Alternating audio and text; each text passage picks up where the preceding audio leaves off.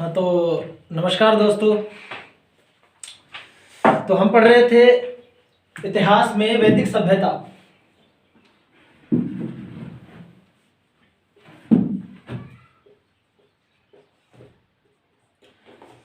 क्या पढ़ रहे थे हम इतिहास में? वैदिक सभ्यता। तो अब तक हमने वैदिक सभ्यता में वैदिक काल की बात की।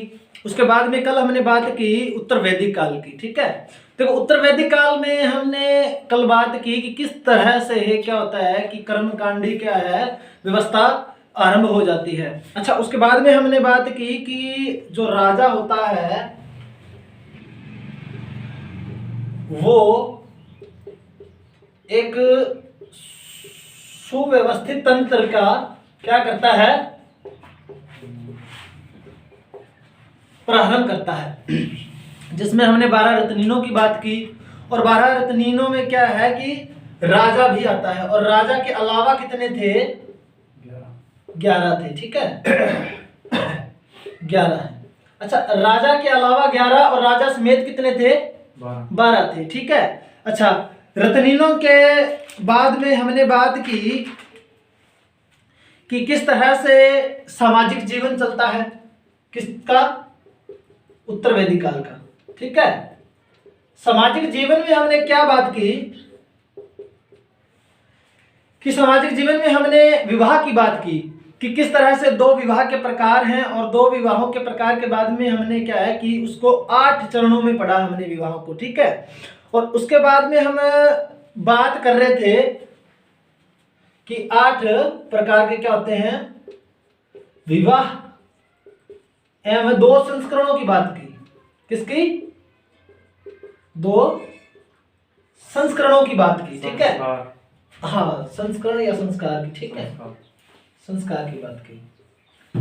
अच्छा, यहां तक हम बात कर गए थे किसके लिए? उत्तर वैदिक काल के लिए। आज हम किसकी बात करेंगे? संस्कारों की। कितने संस्कार होते हैं? जन्म से लेकर मृत्यु तक, जन्म से लेकर मृत्यु तक कुल 16 संस्कार होते हैं। ठीक है, वो हम आज क्या करेंगे, उन 16 संस्कारों की बात करेंगे। ठीक है। अच्छा, 16 संस्कारों के बाद में हम क्या करेंगे कि उत्तर वैदिक काल का क्या करेंगे, धार्मिक जीवन जो है उसकी बात करेंगे। उसके बाद में अपना क्या है कि वैदिक जो चैप्टर है वो पूरा हो जाएगा। ठीक है, उसके बाद में अपने जैन धर्म की बात करेंगे। जैन धर्म के बाद में बौद्ध धर्म, और बौद्ध धर्म के बाद में मौर्य काल, फिर गुप्त काल, ऐसे ऐसे चलते हम क्या है कि एंशिएंट भारत जो है अपना, उसकी बात पूरी कर जाएगी। ठीक है, सबसे पहले प्राचीन भारत, उसके बाद में मध्यकालीन भारत के बारे में, मुगल दरबार और अपने क्या दिल्ली सल्तनत के बारे में बात करेंगे। ठीक है, फिर अपने आधुनिक भारत में चलेंगे, उसमें अपने क्या 1857 की क्रांति है, अगर उसके बाद में कोई अपना टॉपिक बचता है तो उसकी बात करेंगे। ठीक है, देखो जो अपने जो हिस्ट्री जो कर रहे हैं अपने एसएससी में या एनटीपीसी में, क्या है कि आप कहीं भी लागू कर सकते हो, क्योंकि ये तो हर जगह आता ही आता है। ठीक है, भारत का जो इतिहास है, प्राचीन भारत से लेकर आधुनिक भारत का जो इतिहास है, वो आप हर परीक्षा में आपके इसको यूज कर सकते हो। तो ठीक है, तो थम्स अप करो कि आगे चलते हैं अपने। ठीक है, ठीक है। तो सबसे पहले अपनी बात किसकी करेंगे आज? किसकी? संस्कारों की बात करेंगे। ठीक है। अच्छा, तो जैसे मैंने बताया कि कितने संस्कार होते हैं, जन्म से लेकर मृत्यु पर्यंत क्या होता है कि 16 संस्कार होते हैं। ठीक है, कितने? 16 संस्कार होते हैं जन्म से लेकर मृत्यु पर्यंत।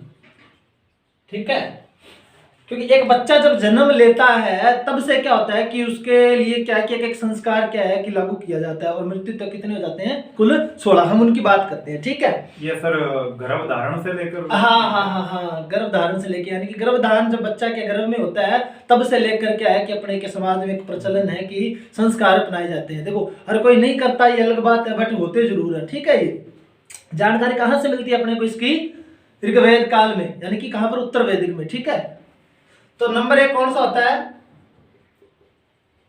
गर्भाधान। ठीक है, नंबर 2 पुंसवन।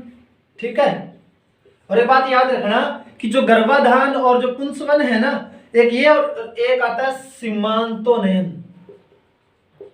सीमांतोनयन, ये जो 3 है ना, ये मतलब बच्चा जब जन्म लेता है तो जस्ट तब के हैं। हाँ मतलब उससे जस्ट पूर्व के हैं ये, ठीक है। ये कब के हैं? जन्म से पूर्व मनाए जाते हैं, ठीक है।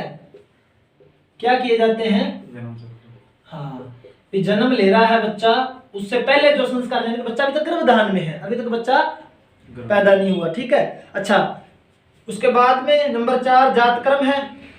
जातक्रम तो आप जानते ही होंगे कि उसकी क्या है कि जैसे जन्म लेता है तो उसकी जाति का उसको बोध करवाया जाता है, ठीक है। फिर उसका नामकरण आता है, ठीक है। फिर निष्क्रमण आता है। फिर क्या आएगा? निष्क्रमण।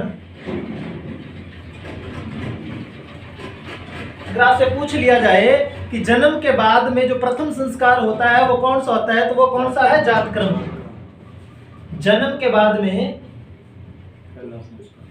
पहला या फिर प्रथम संस्कार, ठीक है। कौन सा है? जातक्रम, ठीक है। मिटा दो एक बार में। गर्भाधान नंबर 1, फिर पुंसवन, फिर सीमांतोन्नयन, फिर जातक्रम, फिर नामकरण, फिर निष्क्रमण, ठीक है।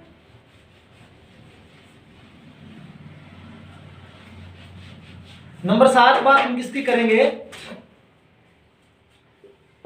क्योंकि होता है ना कि बच्चा जब शुरू में जन्म लेता है तो उसके मुंह में कुछ मीठा डाला जाता है, कोई खीर बना के डाल देता है, अपने यहाँ पे कुछ शीरा बना के डाल देता है। वैसे क्या होता है कि अन्न प्राशन, ठीक है।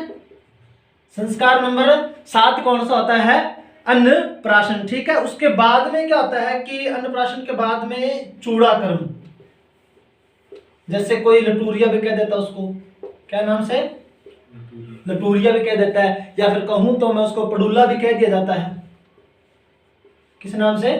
पड़ुल्ला भी कह दिया जाता है। इसमें क्या होता है कि जब बच्चे के पहली बार क्या कटवाए जाते हैं? केश यानी बाल कटवाए जाते हैं, ठीक है। बाल कटवाना, ठीक है। बच्चे के पहली बार क्या कटवाए जाते हैं? बाल कटवाए जाते हैं, ठीक है। अच्छा, उसके बाद में क्या होता है कि कर्ण भेदन करवाया जाता है। क्या? कर्ण भेदन यानी कान में इसको बाली डाल देता है, कोई छोटी मोटी कोई मुद्रा जो भी चीज है वो डाल दी जाती है, ठीक है। वो होता है क्या? कर्ण भेदन। अच्छा, उसके बाद में विद्यारंभ, ठीक है। कब जाता है? कर्ण भेदन के बाद में जो अपना संस्कार आता है वो क्या आता है? विद्यारंभ का, यानी बच्चा क्या करेगा? विद्या का, ठीक है, प्रारंभ करेगा, यानी कि वो स्कूल जाएगा, कहने का मतलब, ठीक है।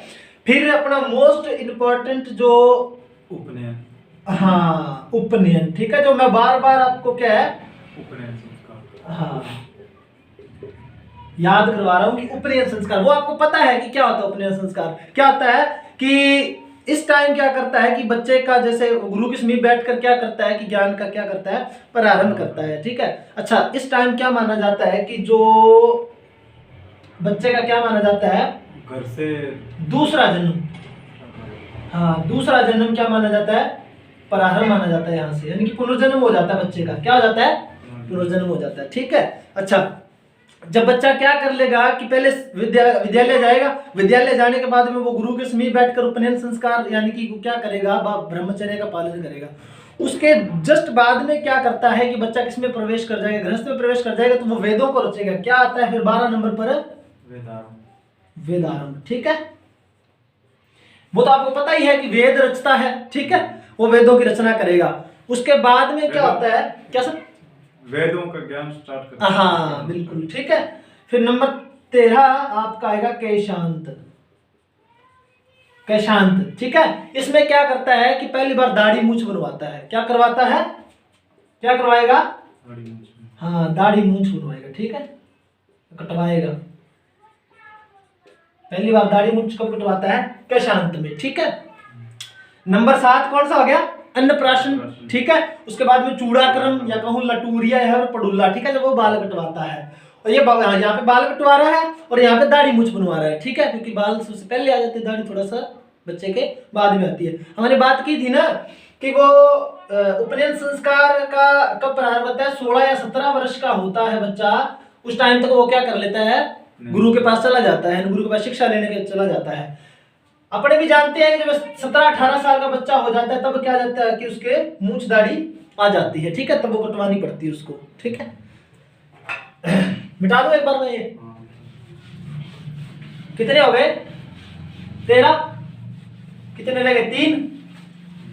अगर नंबर 14 की बात की जाए, अब बच्चे ने क्या किया, विद्यालय गया, उपनयन संस्कार लिया, शिक्षा ले ली उसने, वेदों को रच लिया। अब वो क्या करेगा, वेद की मतलब उसने शिक्षा ग्रहण कर ली, ठीक है। अब क्या करेगा, वो वापिस आएगा, घर पे आएगा, तो क्या हो जाएगा, समावर्तन संस्कार आ जाएगा, ठीक है, जो मैं पहले भी आपको बता चुका हूं, ठीक है। अच्छा, उसके बाद में क्या होगा कि शिक्षा प्रारंभ हुई और पूरी भी हो चुकी है। अब क्या होगा कि विवाह होगा उसका, क्या होगा, क्या हो जाएगा, अब उसका विवाह हो जाएगा। और विवाह के बाद में अंत में क्या आएगा, ठीक है, अब उसका 15 संस्कार पूरे हो चुके हैं। अब नंबर 16 आएगी अंत्येष्टि। क्या आएगी, अंत्येष्टि, ठीक है। अच्छा, अगर बात की जाए कि जो विवाह होता है, ठीक है, वो क्या होता है कि शिक्षा पूरी करने के बाद में होता है, ठीक है। और अगर इसमें विवाह की बात की जाए तो 2 प्रकार से होता है, जैसे मैंने पीछे भी बताया था आपको, जैसे क्या होता है, पाणी ग्रहण, ठीक है, क्या बताया था मैंने, पाणी ग्रहण संस्कार, ठीक है, क्योंकि मैंने 2 प्रकार बताए थे ना पीछे भी आपको, ठीक है। पाणी ग्रहण संस्कार कौन सा हो गया, विवाह का। और अंत्येष्टि आपको पता ही है, जब क्या कर लेता है बंदा, मोक्ष की प्राप्ति कर लेता है, ठीक है, तो उसका वो अंतिम संस्कार माना जाता है, यानी दाह संस्कार जब उसका हो जाता है। तो ये कितने संस्कार हो गए अपने, 16 के 16 संस्कार हो गए, ठीक है।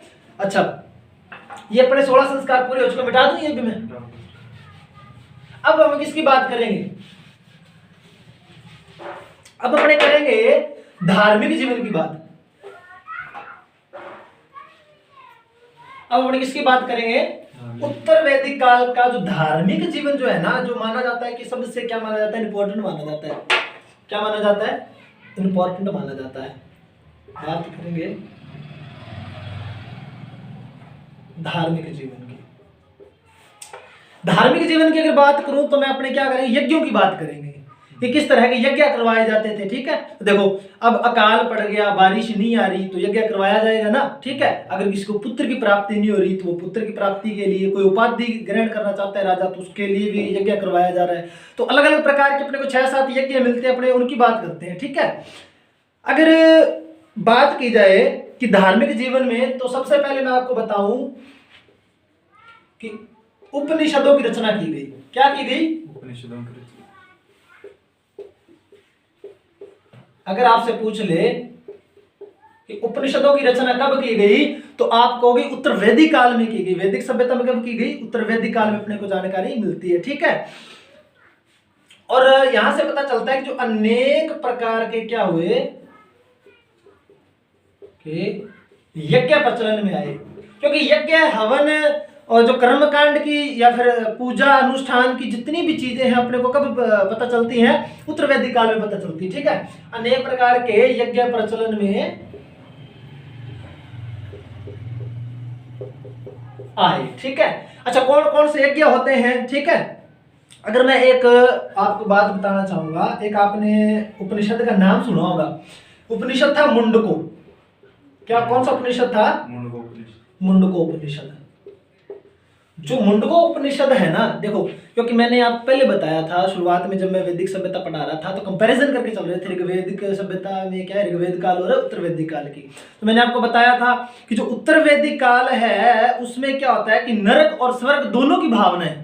तर्क की जो भावना है कब पैदा होती है, उत्तर वैदिक काल में, ठीक है। जैसे मैंने पहले भी बताया था कि जब जब क्या है कि बुराई ने अपना क्या है कि खौफ बढ़ाया है, अच्छाई उस पर वार करती आई है, उसी तरीके से क्या होता है कि जो इसकी तर्क की जो भावना है पैदा होती है।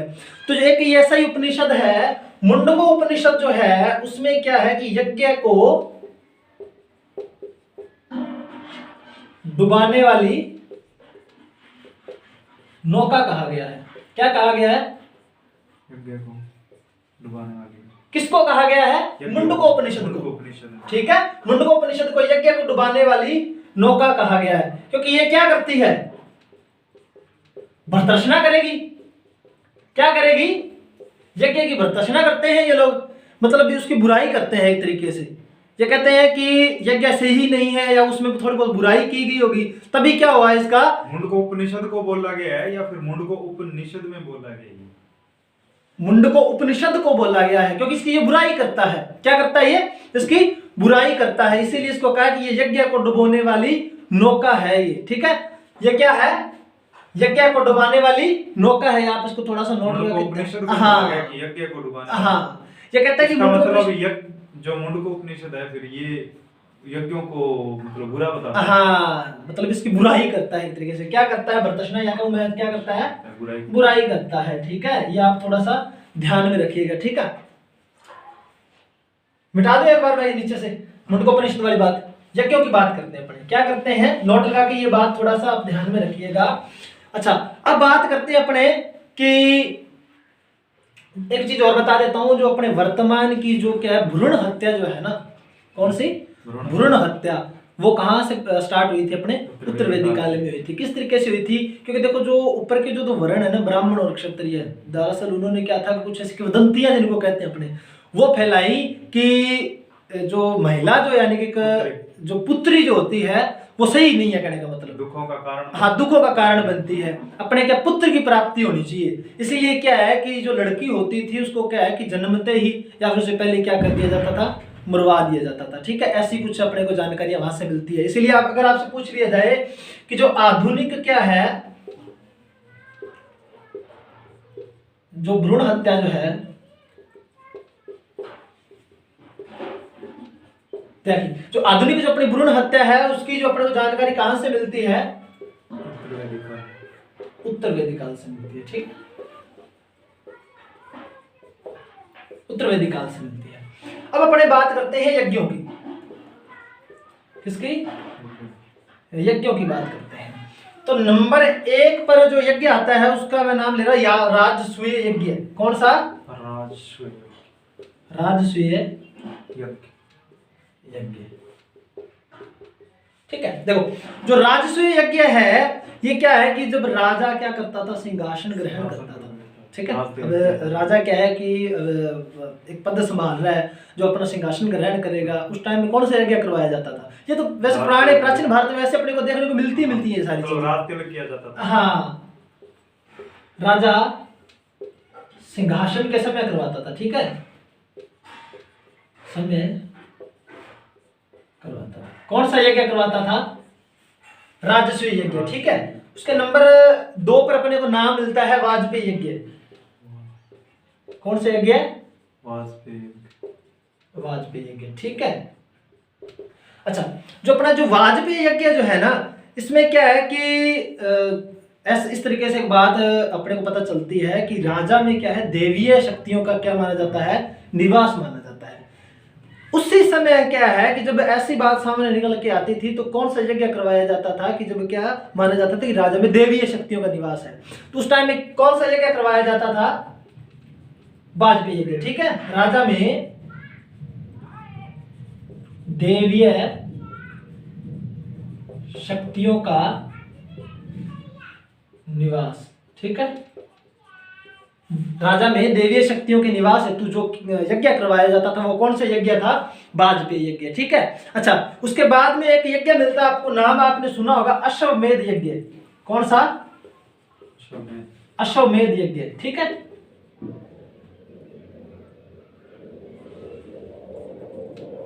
थोड़ा सा मिटाने वाला। अच्छा चलो कोई बात नहीं।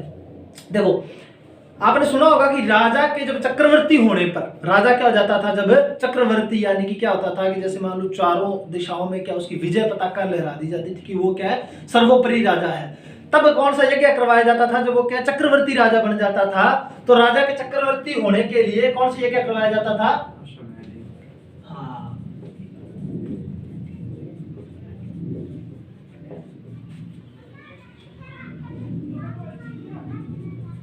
ठीक है, राजा के चक्रवर्ती होने पर अश्वमेध यज्ञ करवाया जाता था। कितने यज्ञ हो गए अपने? राजसूय यज्ञ, ठीक है, और फिर वाजपेयी यज्ञ और फिर अश्वमेध यज्ञ। ठीक है, एक बार मिटा दूं इनको मैं, आगे बात करते हैं अपने। तो यज्ञ इसीलिए तो करवाए जाते थे क्योंकि उस टाइम में क्या प्रचलन में आ चुकी थी? अनुष्ठान, पूजा पाठ, कर्मकांड की चीजें प्रचलन में आ चुकी थी। ठीक है, अच्छा अगर बात की जाए ना अश्वमेध यज्ञ की, किसकी? अश्वमेध यज्ञ की। ठीक है, देखो ये एक यज्ञ किस तरीके से करवाया जाता है, जैसे आपको थोड़ी स्टोरी के बारे में बताता हूँ कि मान लीजिए कि राजा क्या करता था, एक घोड़ा है, ठीक है, उसको क्या कि खुला छोड़ देता था और यज्ञ पर बैठ जाता था। अब क्या किया जाता था कि उस घोड़े को इस तरीके से खुला छोड़ा जाता था कि वो घोड़ा जिस जिस क्षेत्र से निकल गया ना, ठीक है, वो राजा के हो जाएंगे, और जिसने इस घोड़े को रोक लिया, मान लो उसके साथ क्या राजा का युद्ध बंध जाता था। अगर जितने टाइम तक यज्ञ क्या है कि पूर्ण नहीं होता था, तब तक वो घोड़ा जितने इलाकों से निकल गया वो राजा के इलाके हैं। और जिस दिन यज्ञ खत्म हो गया और उस घोड़े को किसी ने भी नहीं पकड़ा, यानी कि कोई भी राजा के साथ युद्ध नहीं करना चाहता, तो वो राजा क्या कर लेता था, महाराज धीराज की क्या कर लेता था, महाराज धीराज की उपाधि धारण कर लेता था। क्योंकि देखो उसको हराने वाला, इसका मतलब कोई नहीं, उसके साथ युद्ध करने वाला कोई नहीं है। ठीक है, आपने बाहुबली फिल्म देखी होगी, उसमें जो बल्लाल देव है उसको कौन सी उपाधि दी जाती है? महाराज धीराज की उपाधि दी जाती है, जब उसका राज सिंहासन होता है। आप उसको उदाहरण के तौर पे मान सकते हो। ठीक है, वैसे ही महाराज धीराज की उपाधि दी जाती है कब? जब कौन सा यज्ञ करवाया जाता है? अश्वमेध यज्ञ करवाया जाता है। और आपको स्टोरी के माध्यम से समझ में तो आई गई होगी बात। ठीक है, अच्छा, जैसे मैं अभी बता रहा था कि इसमें अश्व या कह सकते हैं आप क्या, घोड़े को छोड़ा जाता था। ठीक है,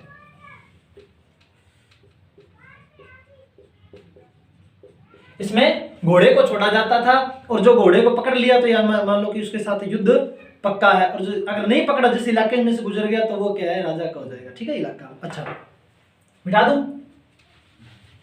ये सर रामायण में भी है ना स्टोरी, जब लव और कुश क्या राम के घोड़े को पकड़ते हैं, वो युद्ध होता है ना इनके बीच में। फिर शायद होगा, पर मेरे को जानकारी रामायण में है एक हिस्सा, हाँ। महाभारत में भी है सर। होगा। ठीक है, अच्छा, अब बात करते हैं अपने नंबर 4 किरीरिष्ट यज्ञ की। कौन सी यज्ञ की? किरीरिष्ट यज्ञ की। ठीक है, देखो जब क्या होता है कि अकाल पड़ जाता था ना, मान लीजिए अकाल पड़ गया कि वर्षा नहीं हो रही है, तो जब वर्षा के लिए यानी कि बारिश के लिए फिर कौन सा यज्ञ किया जाएगा? किरीरिष्ट यज्ञ किया जाएगा। ठीक है, अकाल के समय वर्षा या फिर बारिश के लिए किया जाने वाला यज्ञ क्या कहलाएगा? क्या कहलाएगा? किरीरिष्ट यज्ञ। ठीक है, अच्छा, फिर नंबर 5 आता है पुत्रेष्टि। पुत्र प्राप्ति के लिए। हाँ, पुत्र की प्राप्ति के लिए राजा, मतलब मान लीजिए आपको वैसे पता होता है कि कई बार क्या होता है कि कई राजाओं के पुत्र नहीं होता, तो क्या करते हैं, वो पुत्र की प्राप्ति है तो क्या करवाते हैं? यज्ञ करवाते हैं। ठीक है, पुत्र की प्राप्ति हेतु करवाया जाने वाला यज्ञ क्या कहलाता है? पुत्रेष्टि यज्ञ। ठीक है, अंतिम यज्ञ का आपको नाम मिलता है पुरुषमेध, जो बहुत ही आश्चर्यजनक लगता है। नोट लगा के लिखने वाला ये कि बहुत ही आश्चर्यजनक लगता है किस टाइम में? अपने को उत्तरवेदी काल में। ठीक है, देखो इसमें क्या होता है कि पुरुष की बलि दी जाती थी। क्या किया जाता था? पुरुष की बलि दी जाती थी। ठीक है, देखो उत्तरवेदी काल में ऐसे कर्म कांड हो रहे हैं, पुरुष की बलि दी जा रही है। आगे गो यज्ञ भी नहीं है हैं? इसमें हाँ, इसमें शायद तक आया नहीं होता, तो अपने को यज्ञों में देखो इतने इंपॉर्टेंट यज्ञ हैं, 6 के 6 ही वो मैंने आपको बता दिए। ठीक है, तो 6 यज्ञ हो गए। ठीक है, उसमें से देखो 3 पीछे आ गए, किरीरिष्ट यज्ञ ये हो गया, एक पुत्रेष्टि और पुरुषमेध हो गया, और 3 पीछे कौन कौन से हो गए? जैसे अपने राजसी यज्ञ, वाजपेयी यज्ञ और एक अश्वमेध। ठीक है, मिटा दूं? अब अपने किस पे बात करते हैं? थोड़ी सी बात रह गई, अपना क्या हो जाएगा कि वैदिक सभ्यता का जो चैप्टर है वो क्या हो जाएगा? पूरा हो जाएगा। फिर अपने किसकी बात करेंगे? जैन धर्म की बात करेंगे। ठीक है, देखो कुछ आर्थिक शब्दावलियां मिलती हैं जिनकी मैं यहां पे चर्चा करना चाहूंगा। किसके बारे में? आर्थिक शब्दावलियां। किस तरीके की आर्थिक शब्दावलियां मिलती हैं अपने को? देखो, जो माना जाता है कि जो कृषि योग्य भूमि होती थी ना, क्या, कृषि योग्य भूमि, जो कृषि योग्य भूमि होती थी उर्वरा, उसको किस नाम से पुकारा जाता था? वो भूमि उर्वरा कहलाती थी। क्या कहलाती थी? उर्वरा। या मैं कहूं क्या, क्षेत्र कहलाती थी। उर्वरा या फिर क्या कहलाती थी? क्षेत्र कहलाती थी। कौन सी भूमि कहलाती थी? जो क्या होती थी? कृषि योग्य होती थी, उपजाऊ भूमि। हाँ बिल्कुल। एक होती पड़ती, या फिर मैं कहूं प्रति भूमि। कौन सी भूमि? खाली पड़ी भूमि, प्रति भूमि। प्रति या फिर प्रति भूमि, ठीक है, जिसको किस नाम से जाना जाता था? खिलम। ये नाम है उनके। खिल्ले नहीं है, हैं? खिल्ले नहीं है क्या? खिल्ले नहीं, खिलम। खिल्ले है। हाँ, सॉरी। ठीक है, तो अपने को किसका पता चलता है कि कृषि योग्य जो भूमि है वो क्या नाम से जानी गई है?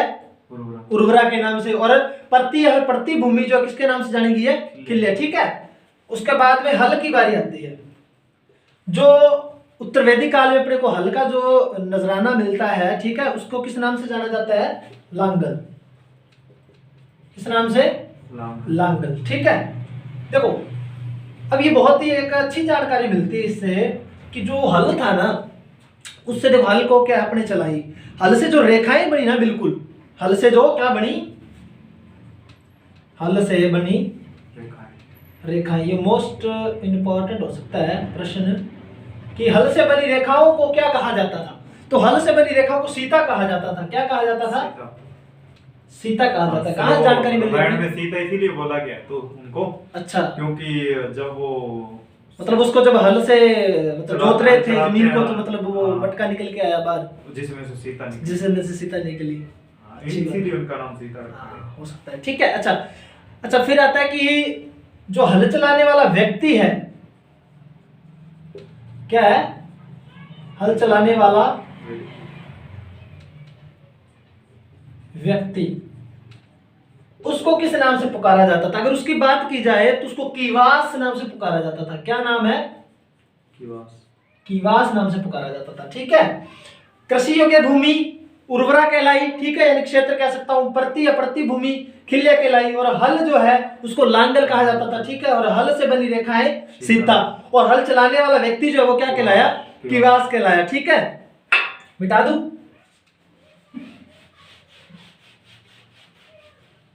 अच्छा, एक नाम सुना होगा आपने, बैकनोट। क्या नाम है?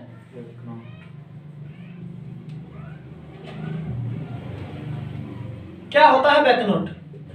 ये सर सूदखोर होता है। हाँ, जो कर्जा देते हैं। बिल्कुल, जो क्या करता है कि अधिक ब्याज लेता है। ठीक है, बैकनोट किसको कहा गया है?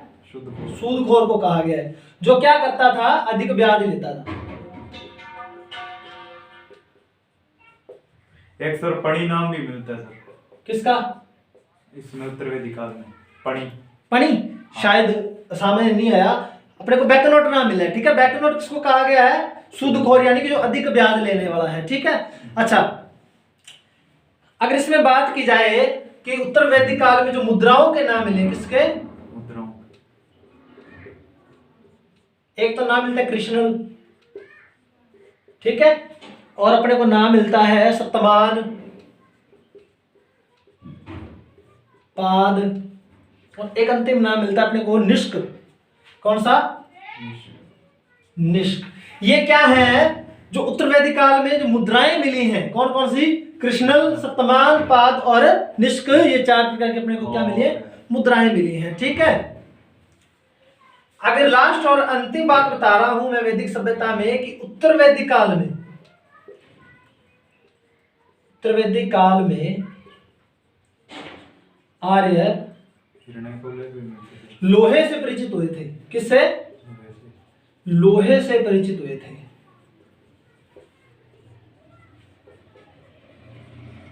ठीक है, किससे परिचित हुए?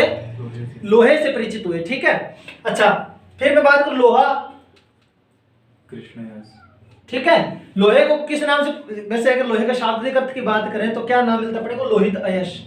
क्या नाम मिलता है? अयश। वैसे कृष्ण यश बोला गया शायद काले ने कौन कहा? कृष्ण यश बोला। हाँ, ठीक है, और अगर बोलूं मैं किसका, ओ सॉरी, इसको सामयश बोलते हैं। क्या नाम से? श्याम। सामयश, ठीक है। और तांबा जो है उसको क्या बोला जाता है? लोहितयश बोला जाता है। हाँ। किस नाम से? लोहितयश। लोहितयश के नाम से बोला जाता है। सर सोने को हिरण्य। किसको? सोने को हिरण्य। हिरण्य शायद मिला होगा, ठीक है। अच्छा, ये अपने किसकी बात हो गई? पूरी की पूरी वैदिक सभ्यता की बात हो गई, ठीक है। वैदिक सभ्यता में अपने क्या है कि जितनी भी 4 या 5 क्लासों में अपने क्या कर लिया? पूरी कर ली वैदिक सभ्यता को। अपने ऋग्वेद काल भी पढ़ लिया और उत्तर वैदिक काल भी पढ़ लिया। अब अपने किसकी बात करेंगे? जैन धर्म की बात करेंगे। मिटा दूं? ठीक है, थोड़ा जलपान करके अपने क्या किसकी बात करते हैं?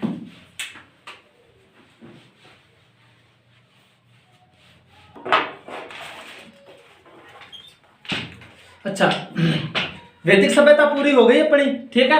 अब अपने किसकी बात करेंगे? देखो, 2 चीजें पूरी हो चुकी है अपनी। सिंधु घाटी सभ्यता पूरी हो चुकी है और अपनी बात किसकी कर चुके हैं? वैदिक सभ्यता की बात कर चुके हैं, ठीक है। अब अपने बात करेंगे धर्म सुधार आंदोलन, जैन धर्म, ठीक है। अपने किसकी बात करेंगे? जैन धर्म की बात करेंगे, जिसको क्या कहा गया है कि धर्म सुधार आंदोलन कहा गया है, ठीक है। अच्छा, सबसे पहले मैं आपको अगर बताऊं कि देखो अपने जैन धर्म में किस किस चीज की बात करेंगे। देखो, अपने सबसे पहले देखो जो 24 तीर्थंकर हुए हैं, ठीक है, उनमें से जो इंपॉर्टेंट है यानी जैसे संस्थापक वगैरह हैं उनकी बात करेंगे। अच्छा, उसके अलावा क्या है कि जो अपने सबसे इंपॉर्टेंट माने जाते हैं, अगर मैं कहूँ तो महावीर जी स्वामी, ठीक है, उनकी बात करेंगे सबसे ज्यादा। अच्छा, उसके अलावा भी कि वैसे कि जो जैन धर्म है उसकी क्या क्या शिक्षाएं रही हैं, कितनी संगीतियां हुई हैं, उनकी बात करेंगे, ठीक है। तो अपने आरंभ करते हैं। सबसे पहले तो प्रश्न यही उठता है कि जैन धर्म जो उसका उदय क्यों हुआ? कि उदय ही क्यों हुआ? क्यों हुआ उदय? अगर मैं आपसे पूछूं कि उदय क्यों हुआ, क्यों हुआ? धर्म सुधार के लिए हुआ। हाँ, क्योंकि जो उत्तर वैदिक काल जो था उसमें कुछ स्थितियां इतनी ज्यादा बिगड़ चुकी थी कि अब उनको क्या है, सुधारे जाने की बारी आ चुकी थी, ठीक है। क्यों? क्योंकि जो वैदिक क्या थी? क्योंकि कर्मकांडी था ना पूरा पूरा उत्तर वैदिक काल। क्योंकि जो वैदिक कर्मकांडी जो व्यवस्था थी वो उसमें त्रुटियां आ चुकी थी, हाँ, बिगड़ चुकी थी। व्यवस्था में सुधार या कहूं तो व्यवस्था को समाप्त करने के लिए, क्या करने के लिए? समाप्त करने के लिए, ठीक है। जो वैदिक कर्मकांडी व्यवस्था थी उसको समाप्त करने के लिए किसका उदय होता है? धर्म सुधार आंदोलन, जिसको क्या माना जाए? जैन धर्म, ठीक है, जैन धर्म का। अच्छा, या मैं कहूं कि जो उत्तर वैदिक काल की जो वर्ण व्यवस्था थी, क्या थी? उसमें सुधार हेतु, उसमें क्या आता है? सुधार हेतु किसका उदय होता है? जैन धर्म का, ठीक है। अगर मैं इसकी बात करूं, देखो, क्योंकि जो इसमें जो अपने उत्तर वैदिक काल था, देखो उसमें जितनी भी चीजें थी, मैं कहूँ अंधविश्वास है, कर्मकांड है, देखो वो सारी की सारी चीजें क्या है कि यहाँ पर अब समाप्त होने वाली है, क्योंकि इसमें सुधार होगा। सुधार होगा तो अपना क्या है कि या तो व्यवस्था खत्म हो जाएगी या उसमें क्या होता है कि सुधार हो जाएगा, ठीक है। अच्छा, मैं कहूँ कर्मकांड,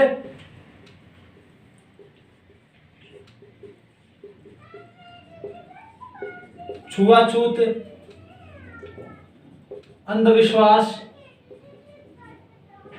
क्या कि कर्मकांड, छुआछूत और जो अंधविश्वास और जो जटिल वर्ण व्यवस्था है, और क्या है? और जटिल वर्ण व्यवस्था के निदान हेतु किसका जन्म होता है? किसका जन्म होता है?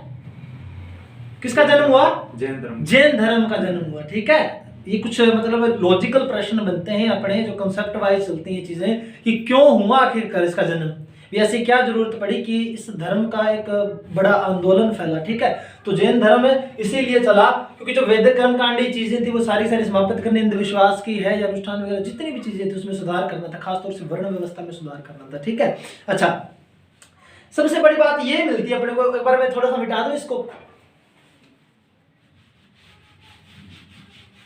सबसे अच्छी बात अपने को ये मिलती है कि 600 ईसा पूर्व। क्या 600 ईसा पूर्व या कहूं मैं छोटी छठी शताब्दी। देखो ये एक ऐसा समय था कि मैं कहूं 600 ईसा पूर्व या फिर छठी शताब्दी, मतलब न केवल भारत में बल्कि क्या है पूरे विश्व में क्या होता है कि धर्म सुधार का मतलब क्या होता है, काल माना जाता है। इसको क्या माना जाता है, धर्म सुधार आंदोलन का ये युग माना जाता है। कौन सा समय है, कहूं मैं भारत में बल्कि पूरे विश्व में यह काल धर्म सुधार आंदोलन का युग माना जाता है। ठीक है, ये अपना बहुत ही अच्छा प्रश्न बनता है कि 600 ईसा पूर्व यानी कि छठी शताब्दी जो है उसको क्या है कि भारत में तो माना ही जाता है। क्या है, भारत में तो माना जाता है बल्कि पूरे विश्व में क्या होता है कि इसको एक धर्म सुधार आंदोलन के युग के नाम से जाना जाता है। ठीक है, अगर मैं बात करूं कि कौन कौन से देशों में कौन कौन से विचारक हुए या धर्म सुधारक हुए, ठीक है, इधर मैं लिख रहा हूं धर्म सुधारक या फिर कहूं मैं किसको थिंकर्स जो है विचारक। ठीक है, थिंकर्स या फिर मैं कहूं तो क्या एक तरफ देश और दूसरी तरफ इसके धर्म सुधारक आ गए। अगर बात सबसे पहले की जाए चीन की, किसकी, चीन की, तो चीन में एक तो कन्फ्यूशियस, नाम सुना होगा आपने। हाँ सर सुना। एक तो कन्फ्यूशियस और नंबर 2 पे अपने को नाम मिलता है लाओ त्से तुंग। क्या नाम मिलता है अपने को, लाओ त्से तुंग नाम मिलता है कि चीन में कन्फ्यूशियस और लाओ त्से तुंग जो हैं उस टाइम के धर्म सुधारक रहे हैं। किस टाइम के रहे हैं अपने, माफी चाहेंगे थोड़ा सा टेक्निकल प्रॉब्लम आ चुकी थी, दोबारा इशू खत्म हो चुका है। ठीक है, अच्छा चीन में कौन रहा है, कन्फ्यूशियस और लाओ त्से तुंग।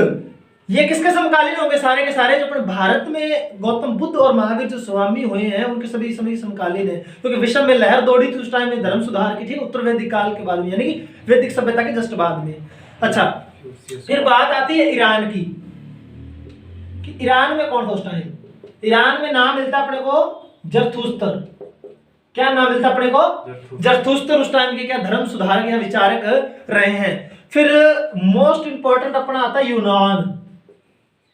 क्या, यूनान। ठीक है, अब अच्छा अपने यूनान की बात करें तो मतलब ये किसका पास का आसपास का एरिया माना जाता है यूनान का, यूरोप के आसपास। हाँ, जो अपने सीरिया का जो एरिया है ना उसके आसपास का ये यूनानी एरिया माना जाता है। ठीक है, अच्छा उसके बाद में बात की जाए अपने यूनान की तो एक नाम मिलता है अपने को परमानाइट्रस। ठीक है, क्या नाम मिलता अपने को, परमानाइट्रस और प्लेटो, अरस्तु और क्या नाम मिलता अपने को, सुकरात।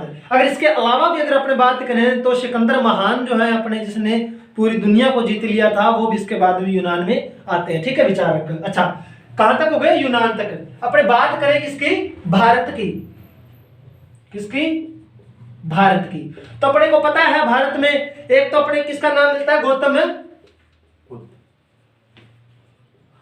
बुद्ध का, बौद्ध धर्म, और दूसरा किसका नाम मिलता है अपने को, महावीर स्वामी का नाम मिलता है। ठीक है,